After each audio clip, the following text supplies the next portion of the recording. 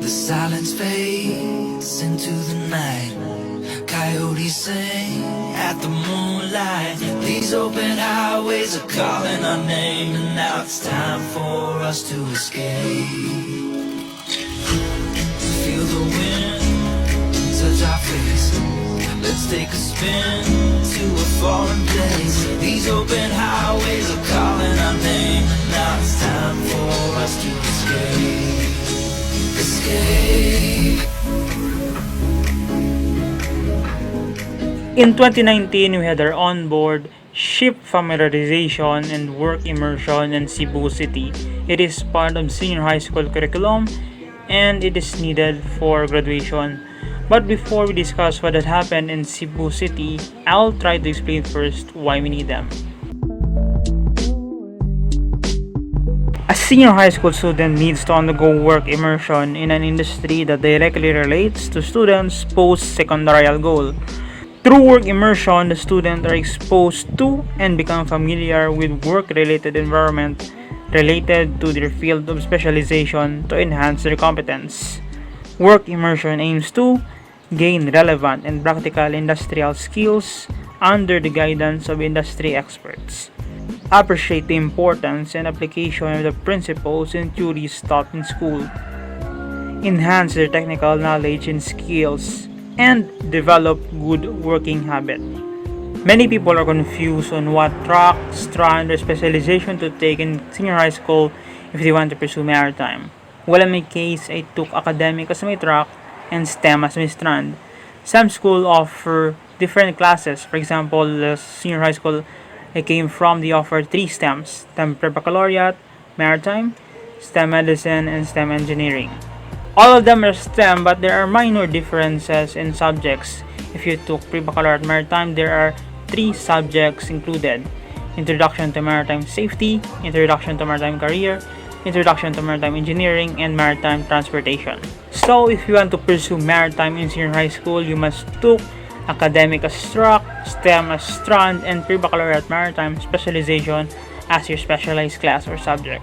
Though most colleges accept non-STEM and non-Pre-Bacc graduates, it is best to take Pre-Bacc specialization from the very start, to have the basic knowledge in college to avoid hassles of bridging classes. Before that, we had a 3-day basic training where they taught us safety and skills we must adhere before going on board.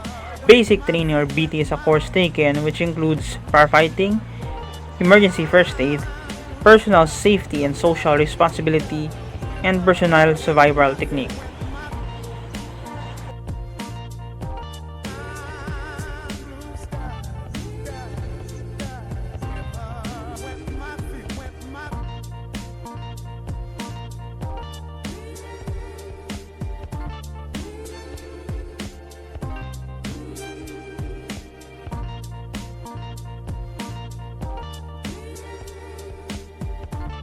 As I mentioned, senior high school has this work immersion, and it is always inclined to the career path we will take in the future. And in the summer of 2019, we experienced this in Cebu City and Iloilo City. It was a fun 3D activity and it definitely prepared us for the upcoming Cebu journey. We had a 1-day break and then the day came.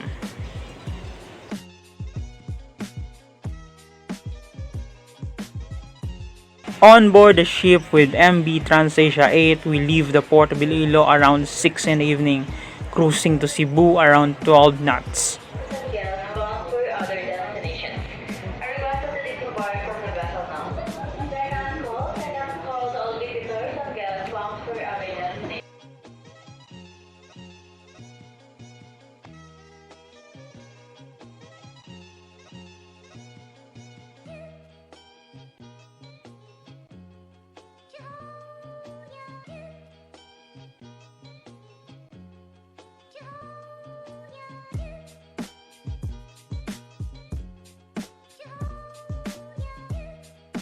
In the evening, we familiarize ourselves with short engine machinery tour, where we look around different machineries on board and observe duty officers perform their job.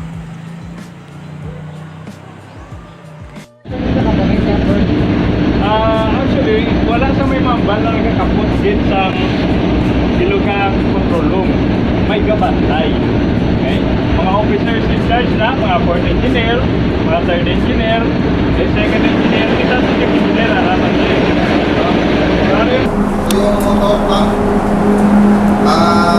dinalo niya hydraulic oil. So, isipin nyo, napaikot yung bato dahil lang ito. Ito lang. Napabagos siya, napasitor, napaliko niya yung bato dahil ito.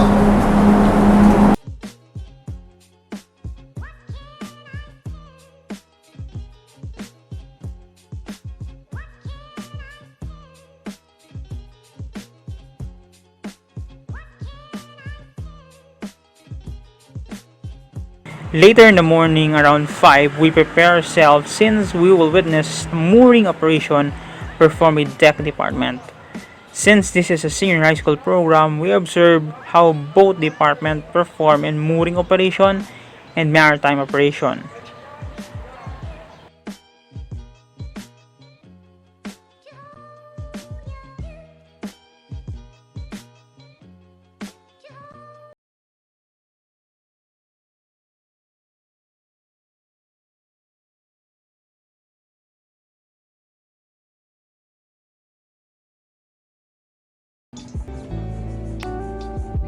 As we approached Cebu, we were greeted by two bridges believed to connect Mandaue and Cebu.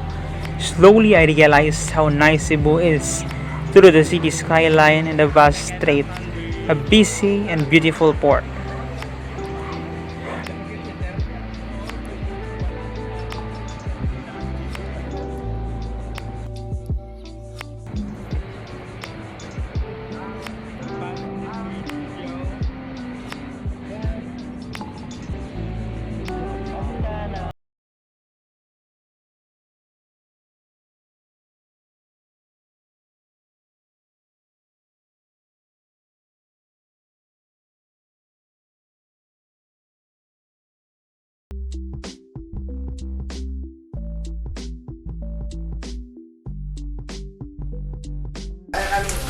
Snacks, lunch, snacks, dinner.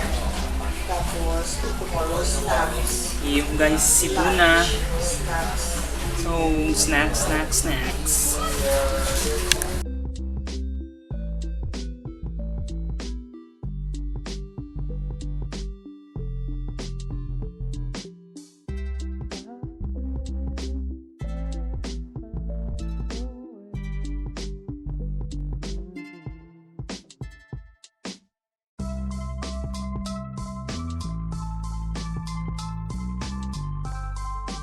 Roughly around 8, we go on board different local ships to familiarize ourselves with various machineries on the engine and deck. We fill out activity sheets and perform tasks and enjoy the new experiences and learnings. Props third engineer Christian Angelo Gayo for bringing us this close to learning and allowing us to explore and immerse in this kind of activity.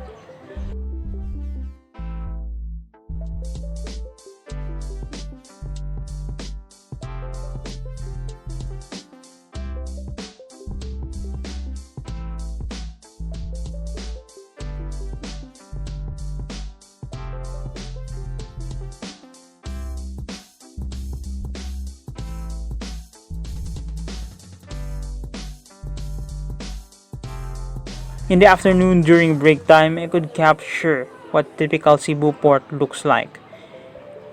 It was nice to witness this scene. The busy port with its perfect scenic view adds to the city's facade and the vibrance. Truly, Cebu is a queen city of the south.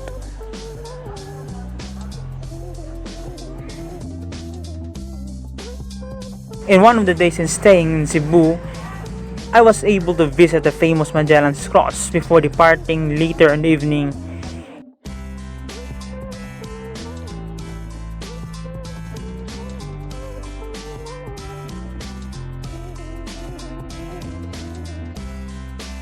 It was Sunday, so Cebu was jam-packed with devotees to attend the Basilica Minor de San Antonio de Cebu.